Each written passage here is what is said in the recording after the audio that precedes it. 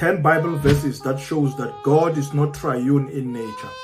It is a big lie to say God is triune in nature.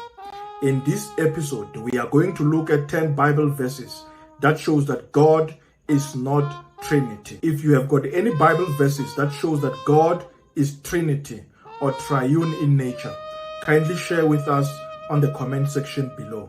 The doctrine of the Trinity states that there is one God who exists in three distinct persons: the Father, the Son, and the Holy Spirit. And it further states that these three persons are co-equal. Without any further ado, here are the 10 Bible verses that exposes the lie of the Trinity doctrine. Bible verse number 1, John 10 verse number 30. It states, "I and the Father are one." This passage of scripture contradicts the Trinity doctrine that states that the Father, the Son, and the Holy Spirit are three distinct persons of the one God. Jesus Christ says, "I, who is the Son of God, is one with the Father." To say the contrary is to contradict the word of Jesus Christ. For Jesus Christ, who is the Son of God, clearly states that I, the Son of God, and the Father are one, not two distinct persons, but one. Bible verse number 2, John 14 verse number 28. It states, "I'm going to the Father, for my Father is greater than I." Jesus Christ, who is the Son of God, when he says that my Father is greater than I, it contradicts the Trinity doctrine that states that the Father, the Son, and the Holy Spirit are co-equal, distinct persons. To say that Jesus, who came in the flesh, in his flesh, he is co-equal with God, is to contradict the words of Jesus Christ. Bible verse number 3, John 14 verse number 9. It says, "He who has seen me has seen the Father." How can you say, "Show us the Father"?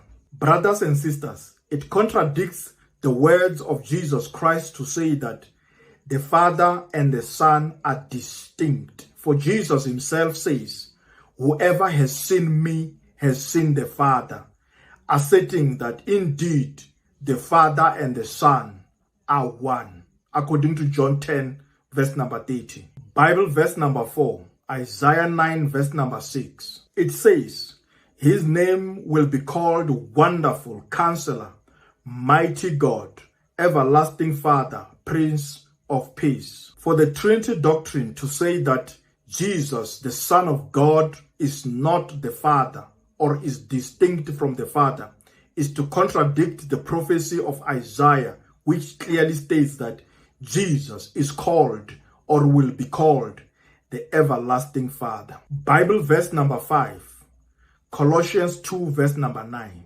"For in him dwells the fullness of Godhead bodily." Here, it is clear that the fullness of Godhead dwells in Christ Jesus in the bodily form.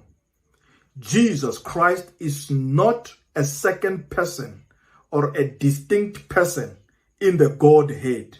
Rather, the Godhead dwells in Jesus Christ in bodily form. Bible verse number 6, 2 Corinthians chapter 5 verse number 19.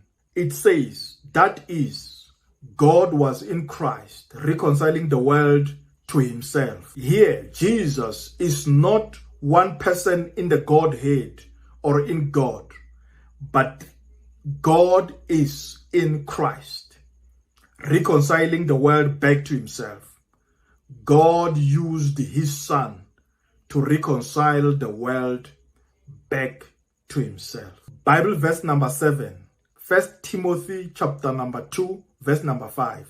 "For there is one God and one mediator between God and man, the man Christ Jesus." Here the Bible tells us that we do not have the man Christ Jesus in the Godhead. Rather, we have got one God, and also we have got the Lord Jesus Christ. Bible verse number 8, Ephesians chapter 4 verse number 4. "There is one body and one Spirit. Brothers and sisters, we have got one Spirit, who is God, that came in the flesh. Hence, we have got one God and one body, who is Jesus Christ. God came in the person of Jesus Christ. Bible verse number 9, 1 Corinthians chapter number 8, verse number 6. Yet for us there is one God, the Father, and we have got the one Lord, Jesus Christ. This scripture affirms that there is one God who came in the flesh. Bible verse number 10, 1 John chapter number 4, verse number 2. By this you know the Spirit of God. For every spirit that confesses that Jesus Christ came in the flesh is of God. This scripture sum it up. The one God of the universe came in the person of Jesus Christ. Jesus Christ came in the flesh. Till next time, God richly bless you.